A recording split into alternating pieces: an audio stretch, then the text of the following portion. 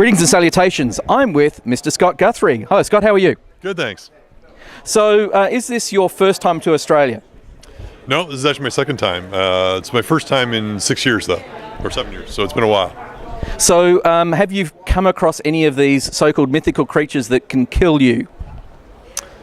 Only a few, but I killed them. No, I haven't found any mythical creatures yet, but I'm still hopeful. Okay, so the first big question I have for you is, and this is probably a common question from all Australian developers and the media and everything, is why bring an Azure data center to Australia, and roughly when? You know, why Australia? Well, I mean, Australia's a great country with lots of people and a good economy, and so generally what we're trying to do with Windows Azure is bring it pretty much everywhere worldwide, and so we'll be in probably close to 20 regions in the next 18 months.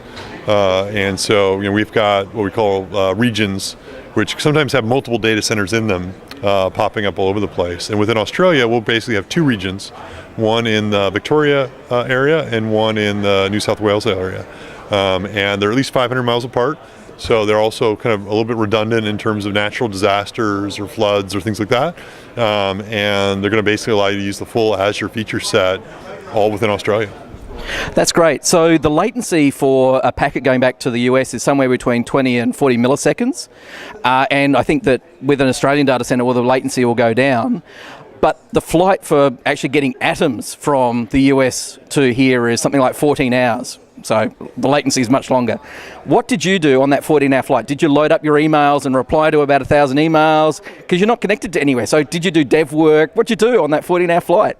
Yeah, it was almost 15 hours, but from LA. It was a 10:50 p.m. flight, so I actually slept for 7 or 8 hours, which was kind of nice. And then basically I did email, and it's awfully nice to be able to kind of just focus on email and know that no one can actually reach you. And so I was able to get quite a bit of email done on the plane, and turn it on. And for a brief moment in time, I was at zero, and then 100 emails showed up. So, yeah. So I got a chance to work, and it was a relaxing flight. Qantas is a great airline.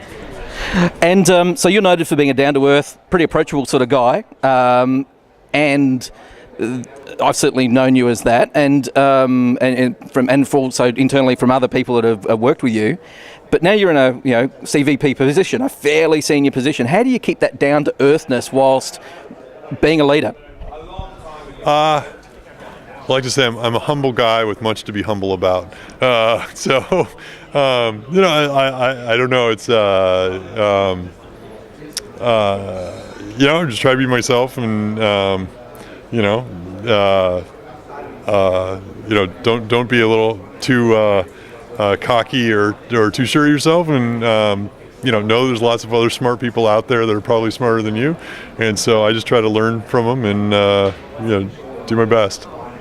So with Azure, I've used Azure Mobile Services from when it has been public and demonstrated at last Tech Ed, and now it's sort of gone into production. It's gone from zero to hero in the space of less than 12 months. What do you think that team's secrets to success has been? Well, I think the thing we're trying to do across Azure, and I think that team does a really good job of it, is be very agile. We ship pretty much major releases every 3 weeks, and try to be super customer centric. And so, if you can ship often and you have the developer agility to kind of react quickly, and you just kind of bear hug customers and say, how can we build a service that you really want, and you really listen to them and you really react to them, and you're able to kind of ship fast, magic can happen. And I think, there's a number of services within Azure where, and it's nice because I hear when I come to an event like this, people will tell me that for 4 or 5 different features that I know are all built by 4 or 5 different teams, and so I can kind of feel like, okay, good, we're starting to get it more and more across the team, where people are like, wow, this is just feels like it was built for me. And that always is music to my ears, because it means that we're kind of doing something right in terms of not just building it, but kind of more, I think, the philosophy and the kind of the approach of being really customer centric, and hopefully the good things happen. So every week or two, there's a blog post from you detailing the new features that have come out across the sphere of Windows Azure, and I read that religiously and print it out, take it to bed, reread it to make sure that I actually understand what's going on there. And so we have this very high cadence of release cycles coming out of the Azure team. Are other parts of Microsoft coming and listening and hearing how those processes work, as you've just described with the mobile services team? Do they listen? Do they ask how the heck do you guys do it? Can we do it? I think you're starting to see more people look at it because it's, for a lot of teams, especially teams coming from a packaged software, it kind of feels like voodoo or some kind of like black magic of like, how is that possible? And it's not black magic. It's definitely doable by lots of teams. It's much easier in a services world because in a world where you have to ship inside Windows or ship inside Visual Studio even, or inside Office, or any packaged software, part of the requirement is you got to kind of hit a date that everyone has to be done by. And, you kind of work back and you kind of need a little bit of gatekeepers and process to kind of enforce that. And that causes wastage in the system and delays as people have to approve stuff. And what we try to do with Azure is go to a much more kind of, I call flow-based development model. I care less about the date that you hit things. I care about some dates. I care more about understanding what's your backlog look like, what is your agility, and what is your release cadence and latency. If a team says to me, hey, we're going to get these 5 things done in this 5 months in this order, great. I don't need to know what date it's going to ship. Give me advance notice a week before it ships so I can get something ready to blog about it. But it enables kind of a bunch of empowerment, I think, of the teams, and enables us to move really, really fast. And that I think is something that's a little bit more services based. But I think I'm starting to see more and more teams kind of pick up that methodology because it does seem to have real productivity wins. And the nice thing about the backlog approach also, going back to the customer-centric thing I talked about earlier, is if you're really tight with a customer and you're using this flow-based model, you learn stuff as you're going. And so the mobile services team learned a bunch of stuff as they were kind of progressing, and they were able to make these course corrections, and customers think like, wow, there's so much agility. Part of it is we're being agile about the stuff people care about, and so it magnifies in a nice way, versus if we just built all these things and shipped it and then discovered 30% of them weren't things that people really cared about, and we were missing another 30%, people would not be as happy as we were. So it's kind of a nice model. It's a little bit of a different model, but it's nice to see it kind of really paying off. And it's pretty fun for the team because they're hearing that feedback from customers, and it's a win-win for everyone, hopefully. It's sort of very different to the Visual Studio world that you came from. And on that topic, there's many times I find myself in internal meetings just basically getting bored out of my noggin, and I just fire up Visual Studio and do some stuff. Do you find yourself in a similar situation where you just want to crack open Visual Studio and just cut some code? Yeah, it's partly why I come to events like this. I just gave 2 talks today. It's, I guess, 2.5 hours or 3 hours of content. And it was a deep patterns talk, and which is probably kind of, developer patterns, cloud patterns, which is probably not a typical talk that most VPs at Microsoft give.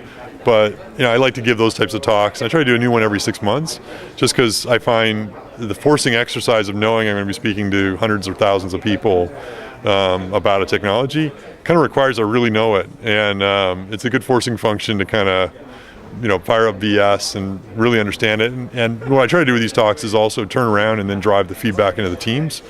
And so, the talk I gave, a lot of people loved all the features. There's a long list of about 20 things where I kind of said, and by the way, I want these extra features, and I want this option and this tweak that we don't support today, and we'll drive that into the product and just make the product better. So with energy costs being one of the major components of the cost of the data centers that we have, both from a air conditioning perspective and also CPU cycle perspective, how much time and thought goes into efficiency of code and efficiency of our infrastructure code, our fabric code? Is a lot of thought go into that? Yeah, power is definitely one of the core components. And power kind of falls into a couple of different dimensions. One is, just pure in terms of like what's the electric bill.